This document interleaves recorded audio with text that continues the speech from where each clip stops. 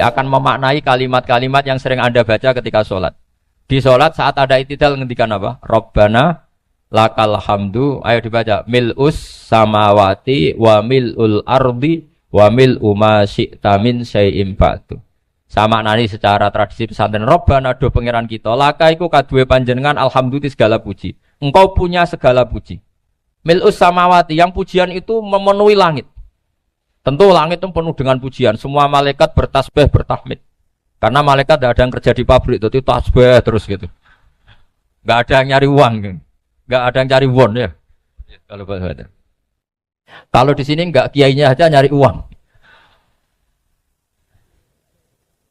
Terusannya apa? Wamilul ardi, dan pujian itu memenuhi bumi. Korea termasuk bumi Allah apa enggak? Jadi saya sudah menduga suatu saat Korea itu ya penuh dengan pujian. Dan ini betul. Siapa yang ngira kalau di bumi Korea ada yang hafal lagu Sakduna itu? Itu lagu kesayangan guru kita semua, Kiai Haji Maimun Zubair. Gak ada yang ngira. Siapa yang ngira kalau di sini ada ngaji seperti ini? Di Rusia juga sama. Uni Soviet itu negara ateis. Tapi lama-lama pecah karena glasnost itu dan perestroika itu. Kemudian menjadi pecahan-pecahan negara muslim. Ada Uzbekistan, Tajikistan, Ceknya, semuanya menjadi negara apa? Muslim. Karena dari awal lakal hamdu mil'us samawati wa mil'ul ardi. Dan pujian itu pasti memenuhi langit, juga memenuhi bumi. Kalau Anda baca itu di Indonesia, mungkin wajar. Di Indonesia banyak acara-acara seperti ini. Tapi kalau di Korea, ternyata benar. Dan Anda ini kalian semua termasuk pembuktian benarnya wa mil'ul ardi. Keren kan teman? Oh keren sekali, bukan sekedar keren sekali. Makanya saya jarang diundang pengajian mau tapi diundang di Korea mau. Tapi saya tidak niat datang undangan, memang saya ingin datang. Jadi, ya karena itu. Ini bentuk penghormatan saya. Bentuk penghormatan saya bahwa pada akhirnya benar-benar lakal hamdu mil'us samawati wa mil'ul ardi. Jadi Anda tidak perlu pesimis, dulu Indonesia juga seperti itu. Banyak Buddha, Hindu, macam-macam ateisme. Kemudian berkatnya para ulama, sekarang jadi negara yang mayoritas Muslim. Korea, barokahnya orang-orang kedonyan seperti ini banyak Islam itu. Gak apa-apa. Karena sebagian agama Islam, sebagian sejarah ditulis di bawah pedagang-pedagang Gujarat. Kira-kira orang Gujarat ke Indonesia dulu, yang namanya pedagang cari apa? Uang. Tapi namanya orang Islam, hatinya tetap adanya tauhid. Nyari uang ya tetap sambil dakwah. Kalau yang ke Korea langsung kiai mungkin tidak seramai ini Islam. Karena kalau kiai datang langsung dicurigai jadi misionaris. Jadi ribet malah. Tapi kalau sampean nggak ada yang curiga. Namanya pekerja saja nyari uang. Dan itu memang fakta. Cuma kadang ya sadar terus ya bagus lah seperti itu. Nggak apa-apa. Maksud saya ini saya memberi support, memberi tasjid bahwa Allah itu luar biasa. Jadi kalau ingin menyebarkan agamanya macam-macam. Kadang kiai tidak bisa mengislamkan orang, itu anak-anak mahasiswa pacaran, itu banyak yang pacarnya itu masuk Islam. Tapi sampean jangan bilang pacaran halal, ya tidak pernah. Tapi Allah kalau menghendaki memberi hidayah itu jalannya macam-macam. Ada yang lewat kerja, coba yang bayangkan ada tahlilan di Korea itu semua kiai tidak pernah bayangkan. Tapi setelah banyak pekerja di sini, kemudian mereka insaf atau sedang insaf tidak tahu ini. Sampai kapan insafnya juga tidak tahu. Tapi yang jelas ini hebat. Ini apa? Hebat. Tahu-tahu ya seperti ini. Makanya iman saja Rabbana lakal hamdu mil'us samawati wa mil'ul ardi. Masih ditambahi wa mil'u ma syi'ta min syai'im ba'du. Karena Allah itu zat yang tidak terperikan, zat yang tidak terbatasi. Maka pujian di langit dan bumi ini masih kurang. Masih ada apa saja yang nanti akan dipenuhi oleh pujian kepada Allah Subhanahu wa ta'ala. Wa mil'u ma syi'ta min syai'im ba'du. Dan pujian kepada Engkau ya Allah akan memenuhi semua ruangan yang Engkau kehendaki. Mungkin suatu saat negara-negara yang sekarang yang paling minim Islam itu di Amerika Selatan. Kayak di Argentina dan sebagainya. Nanti suatu saat juga penuh dengan pujian. Karena tetap Rabbana lakal hamdu mil'us samawati wa mil'ul ardi wa mil'u ma syi'ta min syai'im ba'du. Saya di Jogja setiap akhir ngaji saya ajarin wiridan. Mungkin wiridan ini tidak asing bagi jenengan karena sering saya baca. Subhanallah wa bihamdihi adada khalqihi wa ridho nafsihi wa zinata arsyihi wa midada kalimat. Bahwa kita memuji Allah itu adada khalqi, sesuai jumlah makhluk Allah. Semua makhluk Allah meskipun kelihatannya mengecewakan, ini semuanya memuji sama Allah Subhanahu wa taala. Meskipun kadang kita kecewa, kadang kita tidak cocok. Coba barokahnya Anda ini agak-agak kecewa gitu dengan Indonesia karena enggak menyediakan lapangan kerja untuk Anda. Tapi ya enggak kecewa-kecewa amat ya, agak-agak saja. Karena Anda tetap semua mencintai Indonesia. Gara-gara agak-agak kecewa cari negara lain. Akhirnya di Korea, ada yang di Jerman, ada di Inggris. Tapi bawaan pernah ngaji di musola, Islam ini ke bawah. Sehingga karena Islam ini ke bawah, tahu-tahu ada komunitas yang memikirkan Islam. Umumnya orang mikir Islam itu ya bikin masjid. Kalau di Korea unik, nyewa apa? Nyewa gedung untuk masjid. Itu kalau diceritakan di Indonesia aneh. Ini masjid sewaan. Masjid. Tapi kalau di sini lazim, karena kalau beli mahal ya cukup sewa. Saya tidak tahu kalau dalam terminologi agama tempat Anda sujud ini nanti jadi saksi di akhirat. Itu yang permanen apa yang sewaan tidak tahu. Jadi nanti bumi ini tanya, ya saya ya Allah pernah dipakai sujud, tapi setelah 1 tahun nggak kuat menambah lagi. Makanya saya dukung tadi yang ada gerakan masjid apa. Sebenarnya permanen nggak permanen itu tetap bagus, ada usah memaksakan. yang jelas saya sudah ikut nyumbang lelang tadi, dan saya berharap uang itu benar-benar untuk masjid. Kalau untuk takmirnya juga gak apa-apa, yang penting untuk menghidupi masjid. Saya juga termasuk kiai yang gak suka kalau hukum itu terlalu fanatik. Misalnya uang ini untuk masjid, kemudian imamnya diterlantarkan. Karena alasannya ini untuk masjid. Imam kan gak masjid. Nah ini kalau imamnya gak diservis, kemudian mutung terus pulang ke Indonesia. Ini jadi masalah. Tapi saya juga gak suka kalau ada negara gitu. Betul-betul saya gak suka. Yang imamnya itu terlalu diservis. Ini buruk sekali kan. Pernah ada anekdot, ini anekdot tapi nyata. Ada negara yang sangat sehat, Islamnya sangat sehat. Itu imamnya 1 bulan tuh digaji 70 juta. Kira-kira 70 juta dibagi 1 hari berapa? 5 sholat ya? 5 kali 30 berapa? Kira-kira saja. 150. Berarti per sholat dapat berapa ya? Kira-kira kan biasa potong gaji kalau berapa kira-kira? Singkat cerita, si kiai dari luar negeri tadi cerita apa Indonesia? Kiainya miskin-miskin, datang ke masjid kan kadang pakai ontel, adzan sendiri, qomat sendiri, sholat sendiri kadang. Itu nasib orang-orang Sragen dan Salatiga sebagian. Itu yang lapor karena mereka itu. Kalau Rembang insya Allah enggak. Tapi ada semuanya Salatiga, sebagian begitu. Itu yang cerita kiainya, bukan ini bukan hoax. Memang kiainya cerita. Nasib kiai di Salatiga Gus katanya. Itu digojlok. Tapi tetap sholat. Sehingga cerita orang tadi cerita, imamnya di sana naiknya Mercy, muadzinnya pakai BMW. Itu tetangga sebelah Indonesia banyak yang fasilitas imam seperti itu. Karena gajinya sampai 70 juta. Setelah dia cerita bangga karena negaranya mengapresiasi imam sholat, sama kiai Indonesia dia omongin gini. Makanya kamu sholat terus, takut potong gaji ya gitu. Itu kagetnya bukan main dia.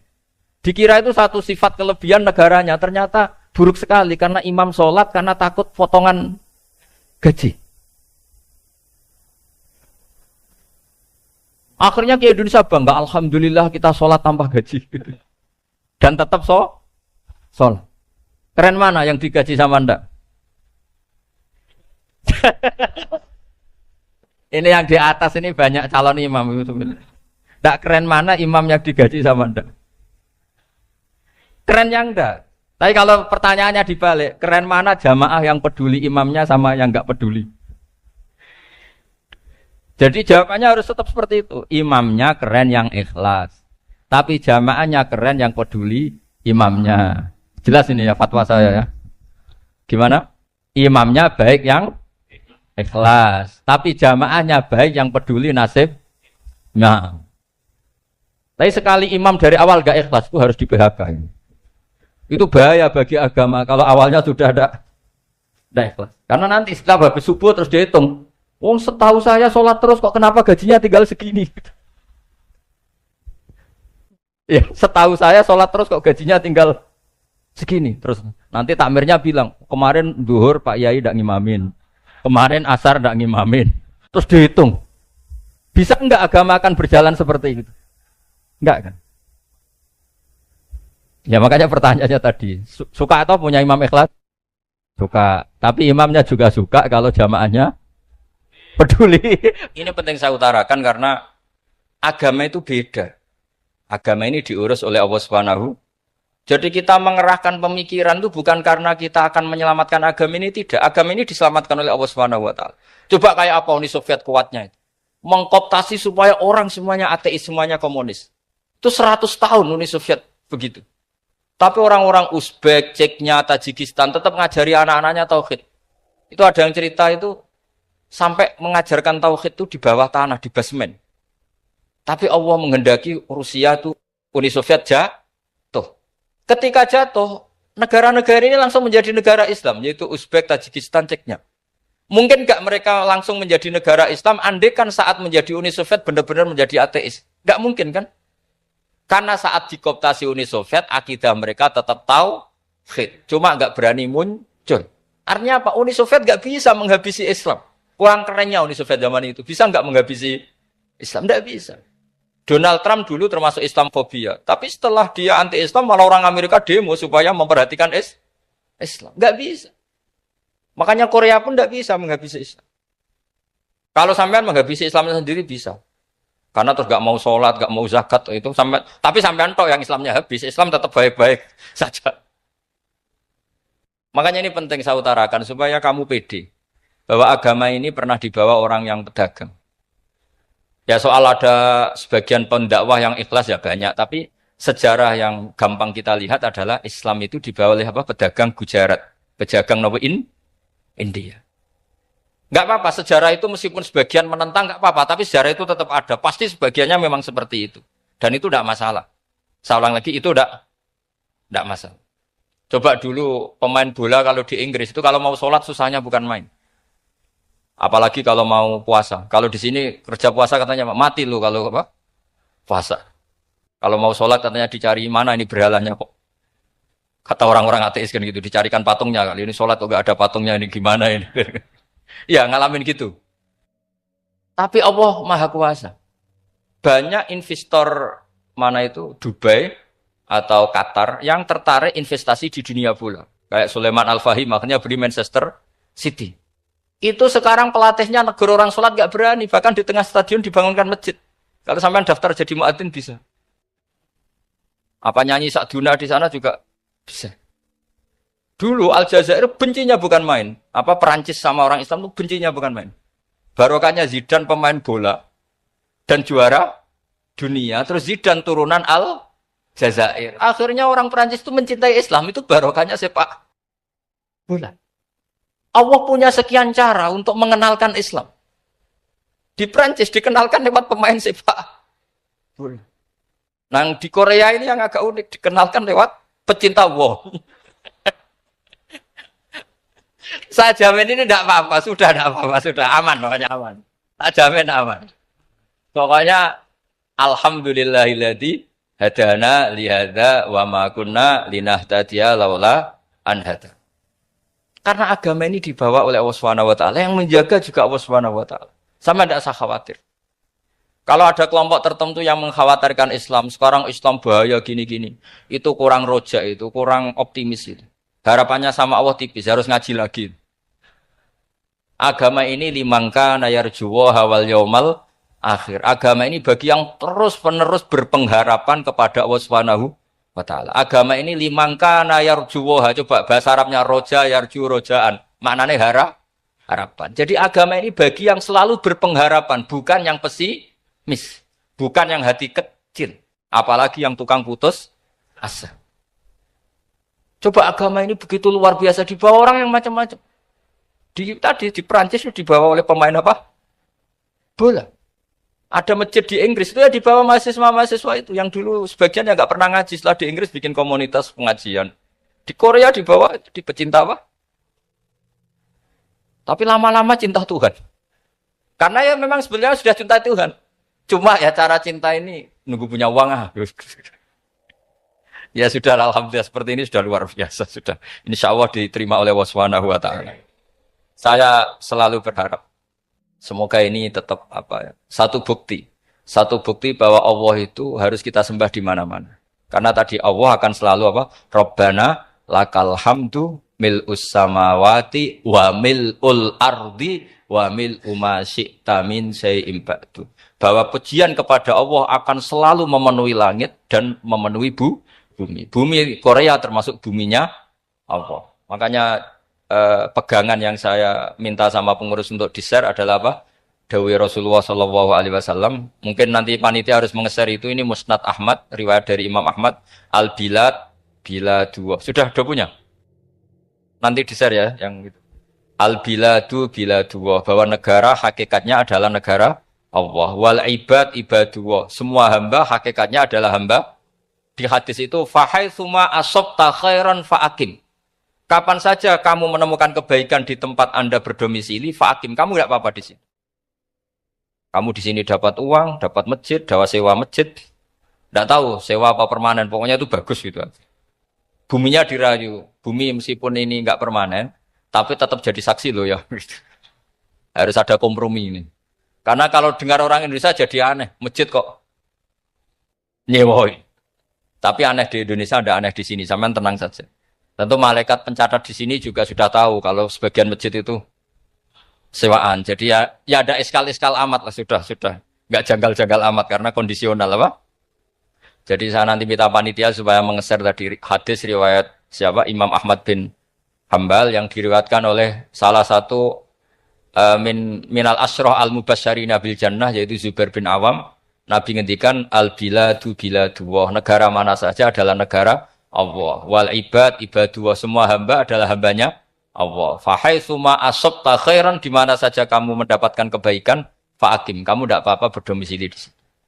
Ya, saya mohon ini penting sekali. Pokoknya saya mohon kalimat tauhid ini dijaga. Karena kalimat tauhid ini kata semua ulama, kasajaratin thayyibatin asluha tsabitu wa far'uha fis sama. Dan kalimat tauhid ini pasti tu'ti ukulaha kullahinim bi'idzni rabbiha. Kalimat tauhid yang dibawa umat Islam seluruh dunia. Meskipun dia orang fasik, orang enggak benar, tetap tu'ti ukulaha kullahinim bi'idzni rabbiha. Kalimat ini akan membawa berkah bagi orang yang dihinggapi atau didomisili umat Islam. Coba sebagian nanti orang Korea menjadi muslim itu karena di sini ada komunitas pekerja muslim, kemudian menyisakan asarul Islam. Jejak-jejak Islam. Enggak apa-apa. Pasti kalimat ini tu'ti ukulaha kullahinim bi'idzni rabbiha. Jadi kalimat tauhid adalah kalimat yang kata Allah tu'ti ukulaha kullahinim bi'idzni rabbiha. Anda tidak usah khawatir bahwa apa yang Anda lakukan akan ditulis oleh Allah Subhanahu wa ta'ala. Kata Allah, wa naktubu ma qaddamu wa atharahum. Gimana di surat Yasin itu? Inna nahnu nuhyil mauta wa naktubu ma qaddamu wa atharahum. Saya bisa menghidupkan orang mati dan semua amal kalian saya tulis, kata Allah. Wa atharahum, dan jejak-jejak yang pernah kalian lakukan juga ditulis. Misalnya Anda sudah pulang di Indonesia, ada orang sholat di masjid ini, oh ini era Kang ini, era Mas ini. Nanti setelah itu ya ini era Mas ini, Mas ini. Menjadi familiar Islam juga barokahnya muassis-muassis ini, pendiri-pendiri ini. Semoga kalian semua barokah dan fid dunya wal ini ya. Perasaan saya juga seluruh ulama di dunia. Saya ulang lagi, perasaan saya juga seluruh ulama di dunia. Bahwa Islam masuk itu macam-macam sebabnya. Dulu kita tahu, kita sebagai warga Indonesia, Islam masuk itu ya dibawa orang yang agak kedonyan, ya kayak jenengan lah kira-kira gitu. Ya kayak mbak-mbak ini, ya agak-agak mata duitan itu. Karena kita tahu rata-rata ahli sejarah mengatakan Islam di Indonesia dibawa kiai apa pedagang. Pedagang tuh nyari uang apa nyari dakwah kira-kira. Ya semoga Anda mirip-mirip seperti itu. Ya jadi nyari uang karena ada nurani Islam sehingga tetap saja membawa Islam. Saya tidak tahu Islam Anda ala apa, tidak tahu. Pokoknya mau ngaji ya berarti Islam ala ahli sunnah wal jamaah. Jadi ini penting saya utarakan bahwa Islam itu agama yang mudah difahami. Sehingga dibawa pedagang saja ya kasil gitu. Dibawa orang yang kedonyan gak jenengan juga kasil gitu. Dibawa orang baik ya kasil, dibawa orang broken juga kasil. Ini penting saya utarakan karena saya ngaji di mana-mana bilang ciri utama kebenaran absolut adalah kebenaran yang bahkan orang nggak benar saja bisa bawa. Tapi bukan berarti saya dukung Anda tidak benar, kan sudah tidak benar dulu sebelum kenal saya. Tapi nggak apa-apa, nggak benernya umat Islam insya Allah dimaafkan sama Allah Subhanahu. Ya asal tobat maksudnya. Nggak, ini saya beri satu konstruksi pikiran yang saya sering utarakan di ngaji saya. Sampai sekarang saya coba saat tes ini kan di kampus ya, di apa bacanya ini Kim University yang global leader apa in the world itu. Ini keren lah. Jadi acara ilmiah kita ditakdir di gedung apa? Kampus, gedung universitas di begini. Kalau 1 ditambah 1 2 itu namanya hakikat. Ciri utama hakikat adalah siapapun akan menerima. Saya sekarang tanya sama Anda, kira-kira 1 tambah 1 2 itu musuh Anda pun mengatakan 2 apa tidak? Ya. Pekerja Korea ya bilang 2, rektor Al-Azhar juga bilang 2. Kamu yang sekarang sedang mungkin sebagian broken sama istri juga bilang 2. Istri kamu yang mangkal sama kamu juga bilang 2. Yang cemburu ya bilang 2, yang dicemburuin juga bilang 2. Karena begitu mudah kebenaran absolut diterima oleh siapa saja. Begitu juga eksistensi Allah sebagai Tuhan. Itu mudah diterima oleh siapa saja. Sehingga pembawanya tidak perlu seorang kiai atau gus atau mubalek atau ketua mu'in, tidak. Cukup karyawan pekerja Korea. Karena kebenaran absolut itu kebenaran yang mutlak. Siapa saja yang waras pasti ngakui. Kira-kira orang yang berpikir sehat pasti berpikir begini, ini yang diajarkan Quran. Bumi ini kadung wujud. Sudah wujud kadung wujud, punya eksistensi. Mungkin enggak sesuatu yang wujud kemudian disebabkan oleh sesuatu yang nihilisme, yang tidak ada. Mungkin enggak? Enggak mungkin. Yang namanya penyebab itu harus sesuatu yang wujud. Di mana-mana penyebab itu harus punya eksistensi. Karena langit dan bumi ini kadung wujud, pasti penyebabnya adalah wujud. Karena wujud penyebab harus bersifat super. Lah bersifat super ini oleh ulama dikatakan wajibil wujud. Itu akal siapa saja akan terima. Cuma kemudian setelah nerima itu orang macam-macam cara berpikir. Mungkin orang Jawa dulu bilang itu Sahyang Widi. Kalau orang sini mungkin bilang apa itu? Dewa atau apa ya? Enggak tahu saya. Karena itu yang teman sampean, enggak teman saya itu. Tapi yang jelas begini, ini konstruksi ini harus kita jaga. Nanti saya bacakan teks hadisnya. Kebenaran sejati ciri utamanya adalah ada absolutisme, ada kebenaran mutlak. Ciri utama kebenaran mutlak adalah diakui bahkan oleh siapa saja, termasuk oleh orang fasik. Orang fasik itu orang enggak benar. Misalnya ada imam masjid besar Istiqlal, ditanya 1 tambah 1 bilang apa? 2. Nanti kira-kira yang lonte juga bilang apa? 2. KPK juga bilang koruptornya yang ditangkap 2. Nah, eksistensi Allah sebagai Tuhan ini kebenaran yang absolut. Maka agama ini juga boleh diterima oleh siapa saja, termasuk oleh orang fasik, orang enggak jelas. Ini penting saya utarakan karena sekarang marak kelompok yang mengatakan orang Islam kalau zina menjadi tidak muslim, orang Islam kalau korupsi menjadi tidak muslim. Salah sedikit tahlilan jadi kafir, percaya wasilah jadi itu tidak benar seperti itu.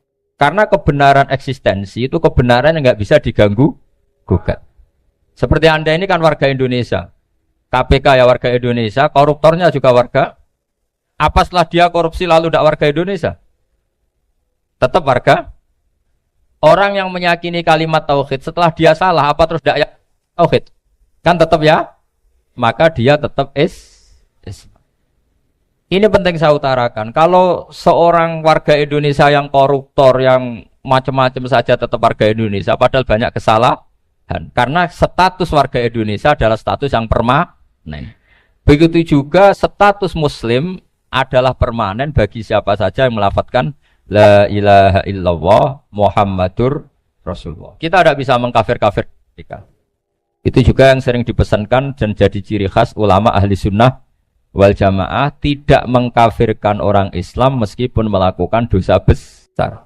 Soal dia salah nanti masuk neraka ya silakan saja, saya ada ikut, paham ya? Sampai bisa mencoba. Tapi tetap saja dia muslim. Analoginya tadi. Analoginya gampang sekali tadi.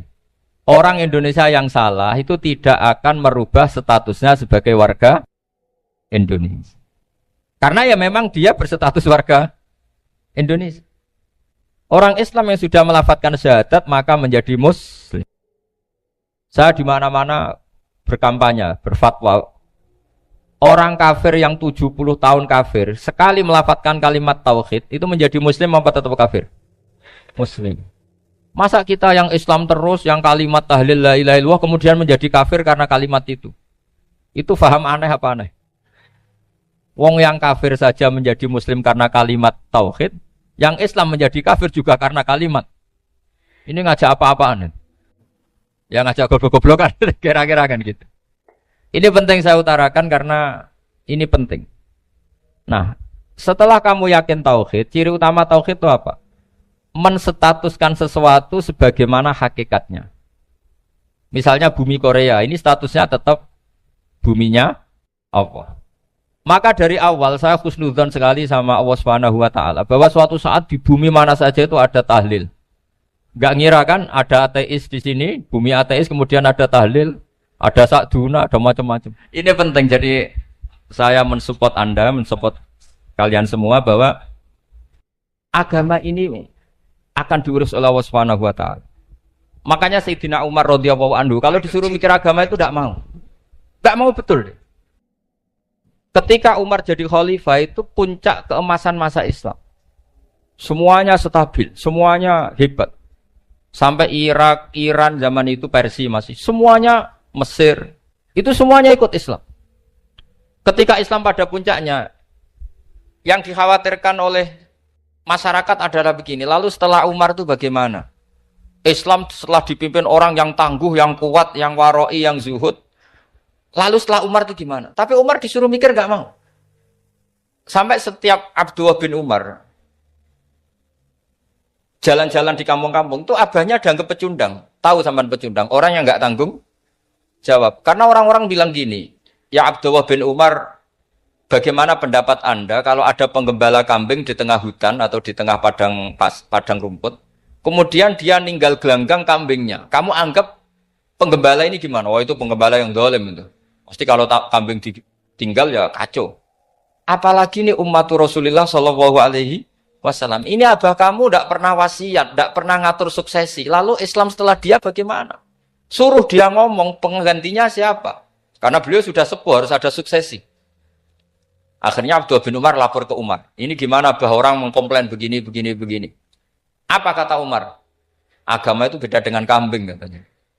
Agama itu milik Allah Subhanahu. Mbok saya pikir, tidak saya pikir tetap jalan. Nah ini terbukti. Jangan ulama ya ndak, mufti ya ndak, tapi bisa menjalankan agama. Kalau agama sampean pikir malah rusak. Sudah pokoknya lakukan saja, tidak usah dipikir. Akhirnya betul. Karena agama ini milik Allah. Soal kita serius memikirkannya itu karena khidmah, karena kita ingin berbakti pada agama. Tapi Anda tidak boleh berpikir kalau agama ini butuh pemikiran Anda. Beda loh ya. Kita khidmah agama serius karena kita ingin mengkhidmai agama. Tapi agama ini tidak pernah butuh kita. Karena agama ini akan diurus oleh Allah Subhanahu. Coba pas sampean kecil, orang jilbaban di Indonesia itu banyak apa banyak sekarang? Banyak sekarang. Kiainya mutu orang dulu apa mutu orang sekarang? Tapi perkembangan Islam itu ramai sekarang apa ramai dulu? Ramai sekarang. Islam menyebar di seluruh dunia itu zaman Wali Songo, zaman sampean keren mana? Keren sekarang. Kualitas solehnya sampean sama Wali Songo? Wali Songo. Ini betul.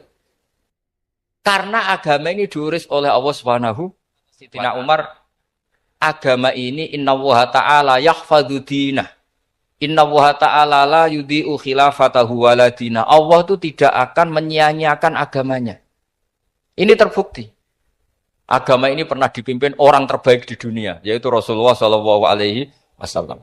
Ketika beliau intakola ila rofiqil ala, ketika beliau pindah ke alam sana, diteruskan oleh sahabat yang tentu jauh di bawah Rasulullah. Diteruskan tabiin, diteruskan para wali songo, diteruskan sang sampean yang jauh di bawah wali songo. Sejauh-jauhnya. Tapi agama jalan sampai Korea. Agama jalan sampai apa? Dulu Wali Songo itu hanya sampai Mojokerto, sampai Tulungagung. Di bawah sampai Klayaban sampai mana ini? Korea. Coba kalau Allah tidak ngurus, nggak bisa. Yang gerakkan hatinya sampean peduli sama masjid siapa? Allah Subhanahu wa taala. Yang menggerakkan hati sampean peduli sama agama siapa? Tapi yang menggerakkan sampean ke Korea apa? Uang kan?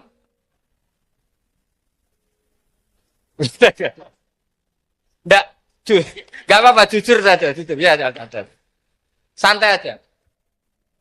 Ini bagian dari keramatnya jenengan. Niatnya enggak bener tapi dibenerin Allah di sini.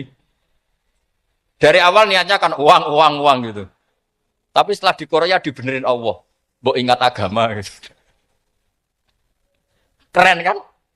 Makanya yang syukur sama Allah Subhanahu wa taala. Yang bisa hanya Allah taala. Makanya dalam dunia kiai selalu baca apa? Alhamdulillah alladzi hadana li hada wa ma kunna linahtadiya laula an hadana Allah. Alhamdulillah kita diberi hidayat seperti ini. Kalau tidak Allah tidak bisa. Sudah mata duitan, kadang istri ngomel, mertua tidak percaya. Sudah setengah-setengah broken gini saya tidak tahu sampai ke Korea itu karena broken pas saking sayangnya keluarga. Potensinya hanya dua. Dibela-belain kerja demi keluarga atau agak broken maka ke sini. Tapi apapun potensi itu tetap baik. Itu takdir sudah, itu takdir tidak usah dibicarakan. Semua itu apa?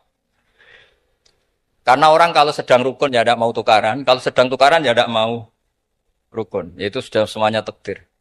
Kata bapak saya dulu kalau ada orang mau jualan tanah, Pak Yai tanah saya mau saya jual. Ini gimana padahal ini tanah warisan. Kata bapak, nak waya adol ya adol. Memang ini saatnya jual ya jual saja. Nanti kalau kaya saatnya beli ya beli saja. Karena kalau sudah saatnya jual mau beli ya mungkin kan. Mau memang saatnya jual. Kalau sudah kaya kan nggak mungkin jual tanah. Saatnya beli. Maka semoga masalah di keluarga sampean ya masalah musiman. Maksudnya yang tukarannya ini musiman, yang rukunnya permanen. Jangan tukarannya permanen, rukunnya musiman. Setelah melihat yang lebih cantik, katut babon, nggak tahu saya nggak tahu. Nah ini semoga katut masjid ini bagian dari kafaroh sampean itu. Jadi kafaroh kesalahan-kesalahan di sampean. Assalamualaikum warahmatullahi wabarakatuh.